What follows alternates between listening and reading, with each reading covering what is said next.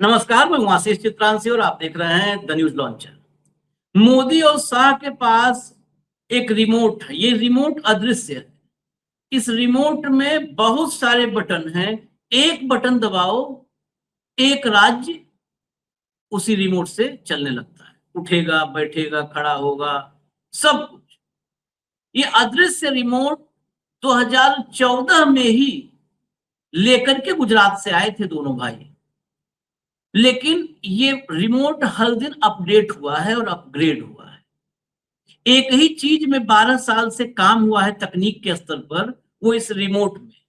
और कहीं इस देश में टेक्नोलॉजी के लेवल पर कहीं कोई प्रोग्रेस नहीं है, कोई ग्रोथ नहीं है। और पूरी जिम्मेदारी से इस बात को हम कहते हैं, कोई नहीं। इसको लगता है बहुत तकनीकी रूप से हम सक्षम हो गए, वो आए, स्वागत है उसका, और चर्चा कर लिया जाए। एक ही जगह सिर्फ इस रिमोट पर। ये रिमोट बहुत 14 में आया था, तो ये रिमोट मतलब आप समझ लो कि भंगार में जाने लायक था। लेकिन आज की तारीख में ये अनमोल है। राहुल गांधी ने पहली बार उस रिमोट को 12 साल में किसी ने तोड़ा है, पटका है, वो काम किया है राहुल गांधी ने। कैसे, अभी आप समझिएगा। थोड़ा हो सकता है समझने में लग रहा हो कि क्या पहेली है। और इसी वजह से शाह की बौखलाहट इस लेवल पर पहुंच गई कि वो अपने ही दोस्त को, अपने ही साथी को बर्बाद करने पर उतारू। हेमंत भाई को लाइए, बस इतने थी कहानी कुल मिला के, इंट्रो 1.5 मिनट का। अब हम चलेंगे मुख्य खबर पर। खबर शुरू करने के लिए, समझने के लिए सबसे पहले राजभवन की तस्वीर देखनी होगी। राजभवन में जो है वो है राज्यपाल महोदया लिंकर जी। हाँ, ये विजुअल देखिए। ये विजय है, थलापति विजय, टीवीके के चीफ। और राजभवन पहुंचे। राजभवन में महामहिम से मुलाकात हुई और उन्होंने सरकार बनाने का दावा पेश कर दिया। ये विजुअल ध्यान से देखिए, क्योंकि इन्हीं विजुअल्स से पूरी कहानी जुड़ी है, जो रिमोट तोड़ना फोड़ने की जिसकी हम बात कर रहे हैं। ये ऑफिशियली, क्योंकि दावा पेश करने का मतलब है, अब नए पॉलिटिक्स में हो सकते हैं टीवीके के चीफ थलापति विजय, लेकिन बेवकूफ नहीं है। नया और बेवकूफ दोनों बहुत फर्क होता है। और भी साफ कर दें, 2009 से पॉलिटिक्स में बेसिकली एक्टिव हो चुके थे। वो भी जैसे रिमोट अदृश्य है, उनकी पॉलिटिक्स अदृश्य थी। दरअसल एक वो मंच बनाया था उन्होंने। वो मंच सोशल वर्क करता था, वेलफेयर के काम करता था, लोगों की मदद करता था। और मतलब जो तालुका स्तर पर उससे नीचे तक जाकर के उसका संगठन बना हुआ था, उसका पूरा स्ट्रक्चर। ये टीवीके कैसे बनी? ये टीवीके वही पूरा स्ट्रक्चर जो उन्होंने करीब 15 साल, 16 साल, 15 साल में तैयार किया था, वही स्ट्रक्चर एज इट इज, वही संगठन है टीवीके का। उसको पूरा का पूरा शिफ्ट कर दिया, पूरा वो टीवीके हो गया। तो जो है मतलब कच्चे ऐसे नहीं है कि विजय को कुछ समझ में ना आए, क्योंकि इतनी लंबी तैयारी की है उन्होंने। नॉर्मली लगता है कि आए, छाए और जीत गए। इसके पीछे 2009 से मेहनत है। तो टीवीके के चीफ गए, तो यहां मैं इसलिए कह रहा था कि गए हैं तो बिना नंबर पूरा हुए वहां नहीं गए हैं दावा करने। नंबर पूरे हैं, नंबर नाम के साथ वहां पे पहुंचे हैं दावा ठोकने के लिए। यहीं पर है रिमोट का कनेक्शन, इसीलिए विजुअल दिखाए थे। अब अगली खबर लाइए, या इंडियन एक्सप्रेस का ये बिल्कुल कवर दिखा दीजिए। Congress nets ties with DMK after support to TVK for Tamil Nadu. ठीक है, अब सब अभी आगे चर्चा में हेमंत जी क्लियर करेंगे, लंबा हो जाएगा। आगे बढ़िए, चेंज करिए, इसको चेंज करिए। अब वो हेडलाइन देखे, अब ये ट्वीट देख लीजिए। इस ट्वीट को हम दिखा चुके, लेकिन एक बार फिर देखिए, क्योंकि यहाँ इसकी रेलेवेंसी है। वोट चोरी से कभी सीट चुराई जाती है, कभी पूरी सरकार। लोकसभा में 240 बीजेपी सांसदों में से मोटे तौर पर हर छठा सांसद वोट चोरी से जीता है। पहचानना मुश्किल नहीं, क्या उन्हें बीजेपी की भाषा में घुसपैठिया कहें? और हरियाणा, यहां तो पूरी सरकार ही घुसपैठिया है। जो संस्थाएं अपनी जेब में रखते हैं, जो मतदाता सूचियों और चुनावी प्रक्रिया को तोड़ मरोड़ देते हैं, वो खुद रिमोट कंट्रोल्ड हैं। रिमोट आया ना, जब जब रिमोट लिख दिया है तो फिर करेक्शन जोड़ना पड़ेगा। रिमोट कंट्रोल्ड है। उन्हें असली डर सच्चाई का है, क्योंकि निष्पक्ष चुनाव हो जाए तो आज ये 140 के पास भी नहीं जीत सकते। अब इसको हटा दीजिए। बता दीजिए इसको। अब इसके बाद वेणुगोपाल को सुनवाइए। ये सब हम पहले दिखा दे तब इसकी कड़ियां जोड़ेंगे हेमंत भाई और हम, इसीलिए हैं। By ways about the Tamil Nadu political situation. Basically, post-election scenario. Honorable Congress President Mallikarjuna Kharge ji, LOP, Lok Sabha Rahul Gandhi ji, in charge Girish Choudhary was there. The President of TVK, T.D. Vijay, has requested the INC for support to form a government in Tamil Nadu. INC is clear that the mandate in Tamil Nadu is for a secular government committed to protecting the constitutional letter and spirit. The INC is determined not to have the BJP and the proxies run the government of Tamil Nadu in any manner. T.D. Vijay has spoken about drawing inspiration from Perum Thalaivar Kamaraj also. Accordingly, the Congress leadership has directed the TNCC to take a final decision on T.D. Vijay's request, keeping in view the sentiments of the state reflected in the electoral verdict. That's all. Thank you very much.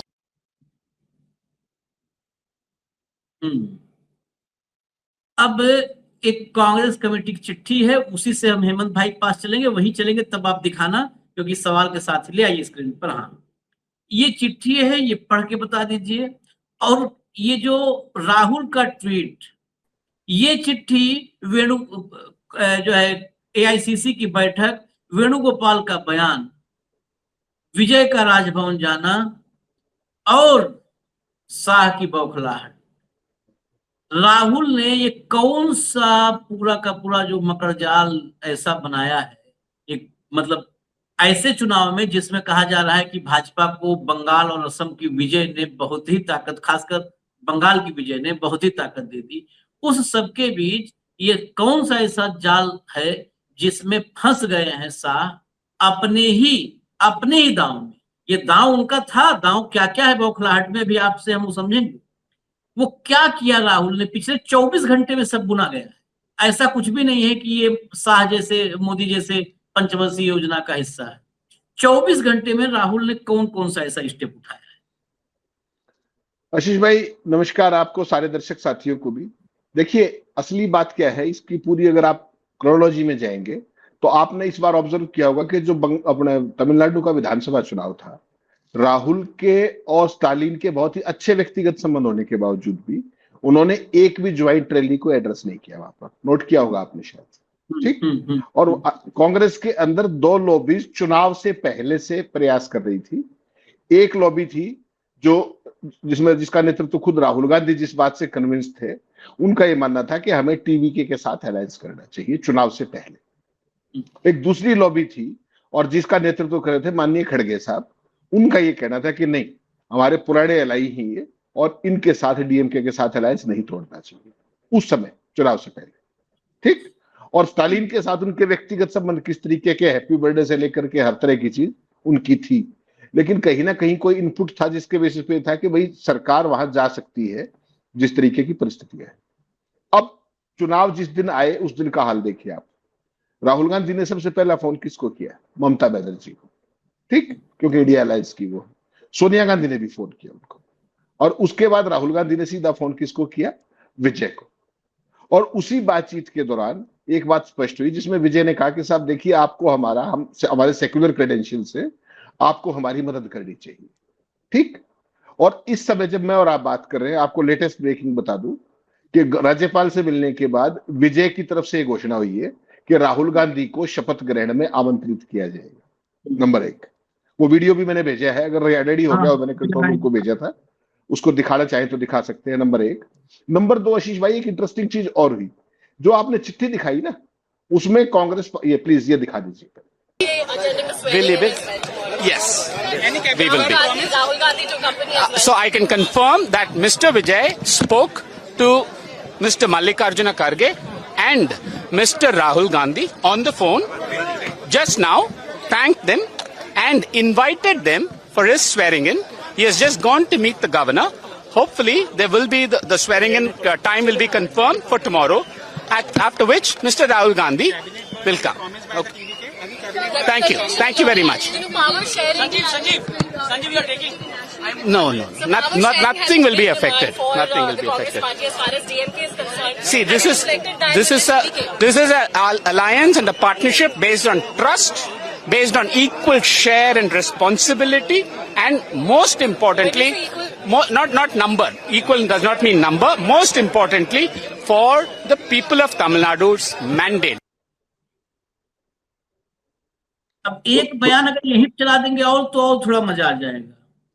Girish Chodankar का ये जो है, जो clarity जिस पर होना चाहिए था, हालांकि अगर ये टीवीके की तरफ से भी बयान आ जाता तो परफेक्शन हो जाता, तो कहते हैं ना फिर परफेक्ट मैच हो जाता, क्योंकि ये जो गिरीश जी हैं ये कांग्रेस के इंचार्ज हैं, तो कांग्रेस के इंचार्ज हैं यानी कांग्रेस की तरफ से बयान माना जाएगा। अगर तैयार हो तो चला दीजिए प्लीज, और नहीं तैयार है तो हम एक सवाल ले लेते हैं, फिर चला दीजिएगा। तैयार है तो चलाइए। We have already released the press statement regarding this.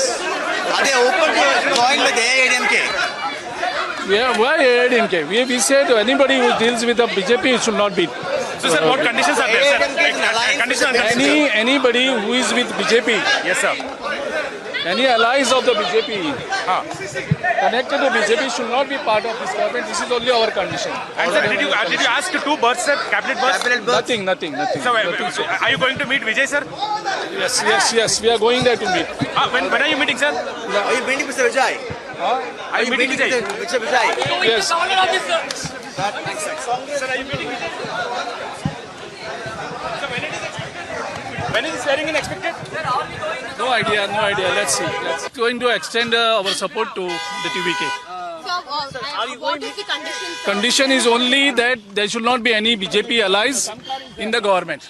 Okay, if the AIDMK comes, will the Congress be uncomfortable? No, we don't want any BJP allies in this government. Because we want to have a secular, progressive government. DMK has called you backstabber, sir. What do you have to say about it? We are already in touch with it. They are part of our Indian alliance.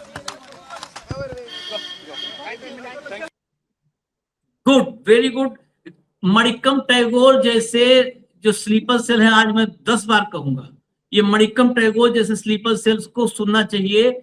मैं बहुत नहीं, निजी तौर पर हम बहुत नेताओं को निजी तौर पर बहुत सारी बातें उनके बारे में बताते हैं, लेकिन मैं गिरीश जी को नहीं निजी तौर पर जानता इनका प्रोफाइल और क्या क्या किए हैं, लेकिन ये होता है, ये मैच्योरिटी है। क्या मैच्योरिटी, क्या क्या पॉइंट्स है, मैं वो करके तब फिर चल रहा हूँ हेमंत भाई के पास। एक वो मणिक्कम टैगोर, वो लग रहा था बिल्कुल वो स्टालिन के खिलाफ, स्टालिन ही सबसे बड़ा दुश्मन है, उसकी लड़ाई मोदी नहीं स्टालिन से है। उसकी भाषा जो उसके ट्वीट में थी बिल्कुल मतलब माफी लायक नहीं है।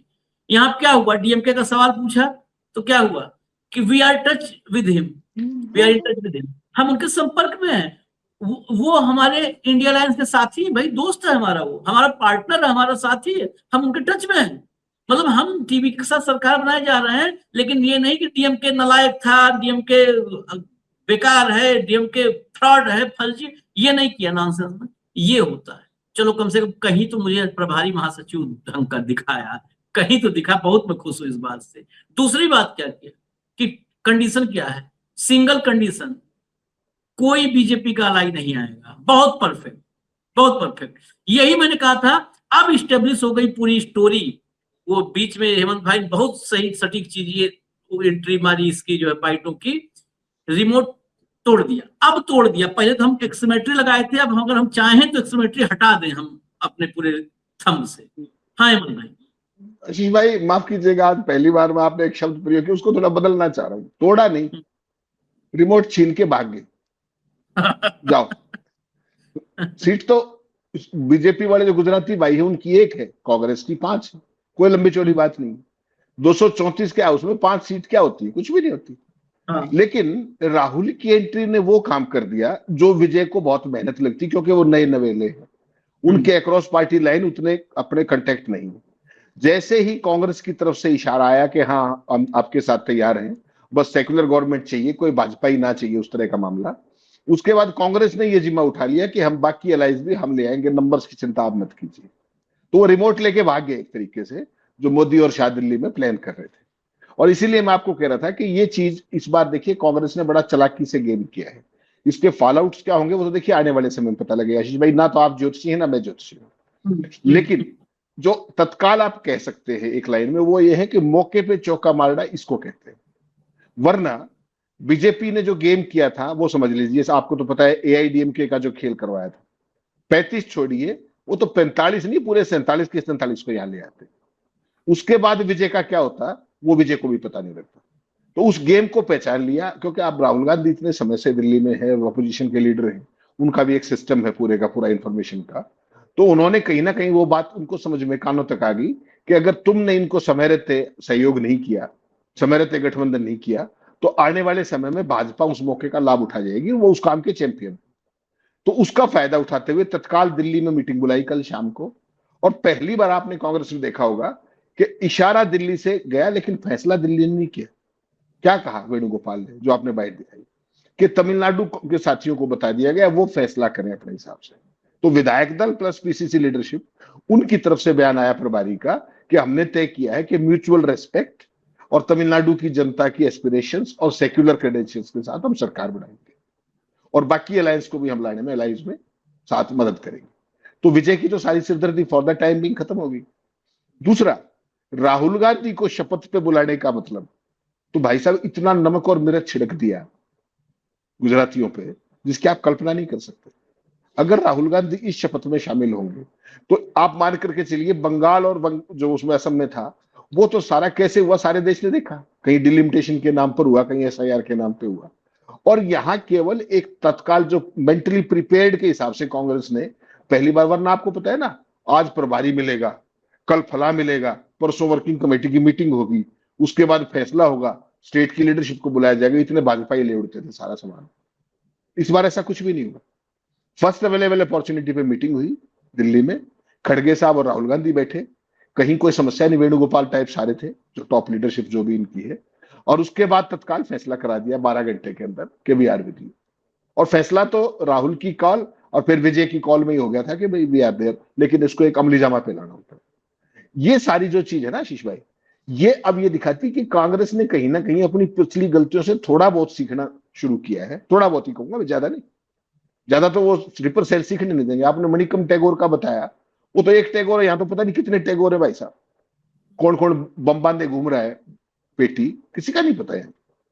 बहुत सारे लोग ये भी कह रहे हैं कि डीएमके के साथ क्या, अरे भाई साहब बहुत सारी स्टेट्स ऐसी हैं जहां कांग्रेस पार्टी इंडिया अलायंस के लोगों के साथ लड़ती है चुनाव। हाँ?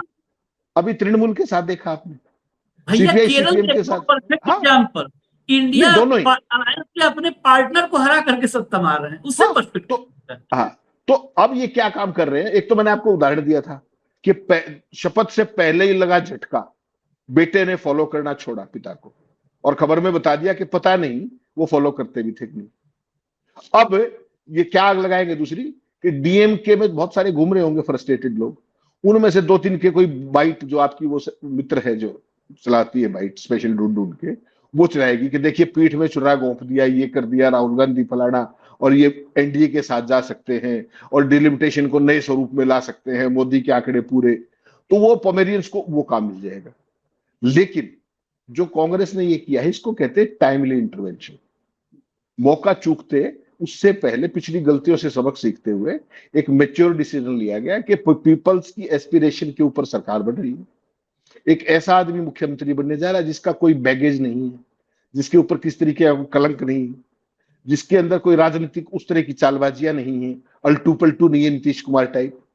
तो वैसे व्यक्ति का साथ देकर के प्रयोग करने में कोई बुराई नहीं होती। रही बात डीएमके की, डीएमके में दर्शकों के लिए वैसे बता दूं, 1967 में तमिलनाडु से कांग्रेस को अपनी सत्ता से बाहर करने का काम डीएमके ने किया, करुणानिधि के नेतृत्व में। उसके बावजूद जब कांग्रेस का विभाजन हुआ, इंदिरा गांधी जी की वाली जो पार्टी बनी, इंदिरा कांग्रेस आई, उसने 71 में इन्हीं के साथ अलायंस किया था। उसके बावजूद 4 साल के उसके बाद 2004 तक अलायंस कभी हो गया कभी टूट गया, उस टाइप की स्थितियां चलती रही और 2004 के बाद इनका रेगुलर अलायंस था। लेकिन अब सवाल ये है कि क्या डीएमके के चक्कर में एक इतनी बड़ी स्टेट को क्या बीजेपी के हवाले कर दे? ये बात मुझे लगता है डीएमके भी समझेगी इस बात को और बाकी लोग भी समझेंगे। अगर आपको सेक्युलर पॉलिटिक्स करनी है, सेक्युलर पॉलिटिक्स करनी है, अगर आपने वो सब करना है जो वो दोनों करते हैं, फिर तो अलग बात है, फिर तो आपका कुछ हो नहीं सकता। लेकिन अगर सेक्युलर पॉलिटिक्स को आपको आगे बढ़ाना है तो इस तरीके के चांसेस आपको लेने पड़ेंगे। वो चांस लिया और मुझे लगता है कि वो ठीक दिशा में अब है। बाकी बीजेपी और मोदी जी इस सरकार को चैन से बैठने देंगे। अगर राहुल गांधी शपथ में गए तो मान करके चलिएगा वो ये सरकार इनके पहले दिन से टारगेट पे होगी। कितना कर पाएंगे कितना नहीं कर पाएंगे वो बाद की बात है, क्योंकि 5 कांग्रेस के हैं, बाकी जो है वो लेफ्ट वेफ्ट के सारे लोग हैं। बीजेपी की सत्ता के आसपास नहीं है, ना बीजेपी सरकार बनाने की स्थिति में वहां आ सकती है। खराब तो कर सकती है, खराब तो क्योंकि केंद्र में बैठे हैं, एजेंसियां हैं, सारी चीजें हैं, खराब करने की स्थिति में हो सकती है, सरकार बनाने की स्थिति में। इसलिए विजय को थोड़ा सा सावधानी के साथ चलना होगा, एक एक कदम फूक फूक के रखना होगा और जो पहले 6 महीने हैं उसी के अंदर अपने उनको गवर्नेंस का ऐसा ट्रैक रिकॉर्ड दिखाना होगा कि भाजपा चाहकर भी इनसे कोई छेड़खानी करने से पहले 10 बार सोचे। क्यों? क्योंकि भाजपा तमिलनाडु में पहले से ही लगभग अछूत की स्थिति में, लगभग अछूत की स्थिति में। तो उस मौके का फायदा उठाते हुए मुझे लगता है ये चीज आगे बढ़े तो तमिलनाडु में एक नई दिशा मिल सकती है। और एक चीज और दर्शकों के लिए बता दूं आशीष भाई, 59 ईयर्स के बाद, 59 साल के बाद ये पहला अवसर है जब तमिलनाडु के अंदर नॉन द्रविडियन सरकार बन रही है जिसमें ये दोनों पार्टियां नहीं है, डीएमके और एआईडीएमके। ये भी अपने आप में एक बहुत बड़ी चीज है। हालांकि नॉन द्रविडियन सरकार हम लोग बोल रहे हैं, कह रहे हैं, लेकिन बेसिकली उसी विचारधारा वैचारिक रूप से डीएमके की विरोधी है, डीएमके की विचारधारा की विरोधी नहीं है। टीवीके भी इसीलिए टीवीके के पक्ष में तमिलनाडु में जो शिफ्ट हुआ वो लोकल लोगों का वहां पर कुछ एक से बातचीत हुई तो उन्होंने कहा कि इसलिए क्योंकि ये डीएमके के विरोध में है, क्योंकि डीएमके भ्रष्टाचारी है, डीएमके ने विकास रोक दिया। लेकिन जो वो विचारधारा जो पेरियार 5 चेहरे थे, मैं अब चर्चा आई है तो बता देता हूँ, 5 चेहरे मात्र थे जिन 5 चेहरों का पूरे टीवीके के पूरे कैंपेन में जिनका इस्तेमाल हुआ, मात्र 5 चेहरे, और बहुत नहीं, कोई फोफा इधर उधर कुछ नहीं। वो 5 चेहरे, पहला चेहरा पेरियार का था। वही पेरियार जो जनक हैं इस द्रविडियन पॉलिटिक्स के, जो जिनकी विचारधारा पे डीएमके और फिर डीएमके से निकल के एआईएडीएमके बनी, पेरियार थे। इन्होंने थोड़ा सा मॉडिफाई किया, कहते हैं ना जैसे वामपंथ को चीन में माओ ले गया तो उसने मॉडिफाई कर दिया, मॉडिफाई किया। पेरियार के साथ अंबेडकर को लाए और पेरियार और अंबेडकर के साथ कामराज को ले आए। मॉडिफिकेशन देखिए, कामराज जिसका मॉडल आज भी, हालांकि वही कामराज है जिसकी वजह से इंदिरा गांधी, मतलब कांग्रेस का विभाजन हुआ और गूंगी गुड़िया से आयरन लेडी बनी इंदिरा गांधी, वो उसमें कामराज का है, बहुत बड़ा रोल है। लेकिन वही कामराज थे जिस कामराज को बहुत बड़ा रणनीतिकार उस दौर में माना गया, एडमिनिस्ट्रेशन का सबसे माहिर आदमी माना गया था कामराज को, जब कामराज मुख्यमंत्री थे। सबसे माहिर आदमी कामराज का। कामराज प्लान आज भी लोग पढ़ते हैं, पढ़ाया जाता है कामराज प्लान के बारे में। वो खाली तमिलनाडु के लिए नहीं था, कांग्रेस के लिए कामराज प्लान था। तो कामराज को भी लाया उसमें। कामराज के अलावा 2 महिलाएं, एक रानी चेन्नम्मा को लाए, जो 1857 लक्ष्मीबाई, सब पढ़ते हैं ना, इन सबसे पहले भारत की पहली क्रांतिकारी महिला जिसको कह सकते, बहुत उनका सम्मान, उनके बारे में कभी पढ़िए, थोड़ा बहुत भी गूगल में तो मिल ही जाएगा, बाकी किताब में। और एक और महिला जो है उनका, 5 लोगों का। तो वो पेरियार के साथ उन्होंने फेस बढ़ा दिए, पेरियार को रखा अपने पास, लेकिन पेरियार के साथ फेस बढ़ा दिए। बाबा साहब को ले आए। बाबा साहब नॉर्मली साउथ में नहीं एंटर किए थे, महाराष्ट्र तक, पूर्व से, मतलब यहाँ से उत्तर से लेकर महाराष्ट्र तक थे। बाबा साहब को लाए, कामराज को भी ले आए। तो यहाँ पर ये मॉडिफिकेशन कहते हैं कि उसी विचार को मॉडिफाई करना वक्त सबके हिसाब से, पहला ये। दूसरा पॉइंट है, ये एआईएडीएमके की तरफ से जो झांसा वाला प्लान चल रहा था, जिस रिमोट को अभी कहा हेमंत भाई ने, मैं उनकी बात से ही सहमति की, रिमोट ही छीन लिया। वो झांसा दे रहे थे कि छोटी छोटी पार्टियां, मैंने बाइट सुनवाई थी आप लोगों को, छोटी छोटी पार्टियों को के साथ करना मुश्किल होगा, जो है उनका कहना था कि इन सबको अलग रखो, हम 47 को ले लो। छोटी पार्टियां जिस वैचारिक पृष्ठभूमि वाली हैं साथ में, उनके साथ चलना बहुत आसान है। विजय होशियार हैं, लेकिन हम लोग भी अपने थोड़े बहुत अनुभव से बता सकते हैं, क्योंकि सीपीआई सीपीएम के 4 विधायक हैं। सीपीआई सीपीएम के विधायक वो सब वैचारिक वाले ढर्रे होते हैं, कार्डर वाला होता है, वो नहीं हिलते। उसका उदाहरण बिहार और झारखंड जैसे प्रदेशों में हमने देखा है। एक ही विधायक रहेगा, लेकिन उसको नहीं खरीद पाए भाजपा ही कभी। 20 वाले स्प्लिट होकर के टूट गए, वो एक रहा, एक खरीदना बहुत आसान है, एक अकेले बैठा रहा वामपंथी विधायक, तो वो है। मुस्लिम लीग है, वो इनके बस का है नहीं कुछ करना। हर राज्य में सॉफ्ट टारगेट कांग्रेस ही रही है, लेकिन तमिलनाडु में कांग्रेस को भी तोड़ना मुश्किल होगा, तमिलनाडु में बीजेपी वाला मामला में। तो आप समझिए कि वो छोटे छोटे दल हैं, उनको साथ रखना ज्यादा कंफर्टेबल। डीएमके की बात थी, डीएमके की बात पर एक लाइन में कहूंगा, डीएमके में जो मैच्योरिटी अभी इंचार्ज ने दिखाई है, डीएमके को पता है अगर वो विपक्ष में भी, इधर आके कांग्रेस सत्ता चलाएगी, विपक्ष में भी रहेगी, तो आगे टीवी के कभी 10 साल 5 साल आना जाना क्या होगा, अभी तो देखना है। विजय को तो देखना है, फ्रेश फेस है ना, तो वहां पर टीवी के और डीएमके ही बचेंगे, एआईएडीएमके अब नहीं बचने वाली है, ये आप मान लीजिए। तो और डीएमके अगर भाजपा के करीब गई तो फिर डीएमके नहीं बचने वाली है। तो इसलिए डीएमके के लिए बहुत सेफ है, बस वही बात है कि सम्मान आपस का बना रहे। वो इंडिया अलायंस में पार्टनर है, राहुल की दोस्ती भी स्टालिन से, वो सम्मान आपस में बना रहेगा, वो कंफर्टेबल है। उनको पता है भाई भाजपा को रोकने के लिए कांग्रेस उधर जा रही है। स्टालिन की राजनीति करुणानिधि से सीखे हुए राजनीति, मूर्ख थोड़ो स्टालिन है। तो ये कुल मिला के परिस्थितियां हैं जो हेमंत भाई ने कहा, उसमें जो थोड़ा बहुत मुझे समझ में आया मैंने बताया। एक फाइनल कंक्लूजन, शपथ ग्रहण की तैयारी, 7 मई की चर्चा। 7 मई तो बिल्कुल अब सर पे है, मतलब तो 24 घंटा भी नहीं। राज्यपाल साहब की भूमिका आप कैसे देख रहे हैं? ऐसे सरकार जहां पर क्लियर मैंडेट नहीं होगा, आपने स्टालिन की सरकार, इतने प्रचंड बहुमत वाली सरकार को तबाह करते हुए 5 साल देखा है रवि को। आशीष भाई देखिए, अभी राज्यपाल वगैरह जो है आजकल उनकी क्या स्थिति है, वो सुप्रीम कोर्ट के एक ऑर्डर में आई थी, बताया था लंबा चौड़ा के कैसे स्टालिन के ऑर्डर्स को रोका गया, विधायकों को रोका गया, विधेयक पास नहीं होने दिए गए, राज्यपाल ने साइन नहीं किया। सारे राज्यपाल जहां जहां विपक्ष की सरकारें हैं वो वही सब काम करते हैं, लेकिन वो अपनी इच्छा से करते हैं ऐसा नहीं, उनको गृह मंत्रालय से इशारा आता है तब वो करते हैं।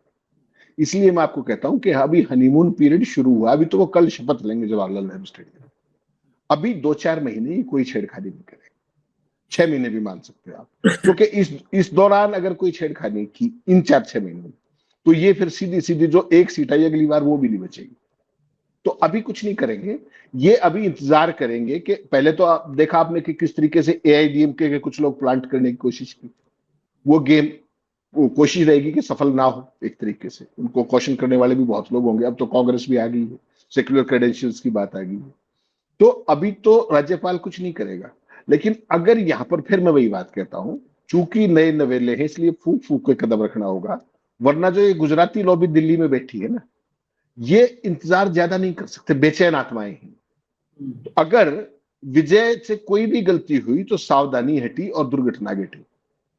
उनको तो दिल्ली से इशारा करना है, बाकी काम तो राज्यपाल करने के लिए जरूर से ज्यादा तत्पर रहते हैं। मतलब आप इतना कहोगे तो वो आप कहोगे इसको सोते से उठा दो, वो चारपाई लेके भाग जाएंगे। वहां परिस्थितियां इस तरह की हैं जहां जहां विपक्ष की सरकारें हैं। तो केवल उसी बात का ध्यान रखना है कि सावधानी ना हटे, और जब तक सावधानी नहीं हटेगी दुर्घटना भी नहीं होगी, ऐसा आप मान सकते। चलिए हमें इजाजत दीजिए। इस बात के लिए प्रशंसा की जानी चाहिए, आलोचना तो हम बहुत कर देते हैं, स्लीपर सेल वगैरह सबको रगड़ते हैं, लेकिन इसके लिए तारीफ, राहुल का स्टैंड इस बार थोड़ा सा क्लियर भी था, फर्म भी था, और बहुत लंबा पंचवर्षीय योजना नहीं थी। नहीं तो पंचवर्षीय योजना में इनके हाथ से गोवा में सरकार बनाते बनाते जब तक दिग्विजय सिंह को यहाँ से कहे कपड़ा उपड़ा पहने, जूता उता पहने, तब तक वो भाजपा ही अपना काम कर लिए। वहां सरकार बननी थी कांग्रेस की। तो ऐसा इतिहास है कि इतना स्लो चलते हैं कि छप जाते हैं, बना ही लेंगे, तब तक वो कुछ भी करके किसी भी तरीके से जाल में शिकारी फंसा लेता है। तो थोड़ा सा मतलब फर्म भी था, क्विक भी था, इसके लिए तारीफ बनती है। और खास कर मैं उस प्रभारी को सुना, वो प्रभारी ऐसे ही प्रभारी होना चाहिए जो रिश्तों को अपने सब तरफ से मैनेज करके चले, राजनीति है। इजाजत दीजिए हमें। धन्यवाद हेमंत भाई, बहुत बहुत धन्यवाद, नमस्कार।